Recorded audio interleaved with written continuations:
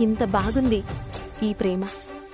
ప్రేమ చూడ్డానికి ఇంత బావుంటుంది అంటే మరి ఆ ప్రేమలో ఉన్నవాళ్ల సంగతేంటి? ప్రేమని చూసి చాలా ఆనందపడ్డాను, సంతోషించాను. ఇలా నాకెందుకు జరగడం లేదు అని అనుకున్నాను. కాని అందరి ప్రేమ వ్యక్తం చేసే విధానం ఒకేలా ఉంటుంది అని అనుకోవడం మూర్ఖత్వమే అవుతుంది. పక్కవాళ్లకి జరిగినట్టు మనకి జరగాలి అని అనుకుంటే సంతోషంగా జీవించలేం. ఈ ప్రేమ విషయంలో కూడా అంతదేనేమో. అంతేనా? ఏమో. ప్రేమలో మగాడు తన ప్రేయసి కోసం ఏదీ చేయడానికి వెనకాడని సినిమాలు చూసి మురిసిపోయిన సందర్భాలున్నాయి.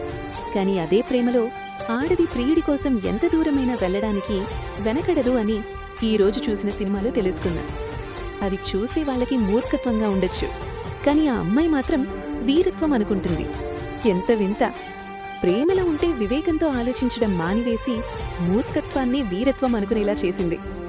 నిజంగా ప్రేమ ఇంత బావుంటుందా? నిజానికది చూసే వాళ్లకి మాత్రమే బావుంటుంది. ఆ కష్టం అనుభవించే వాళ్లకి అస్సలు బాగోదు.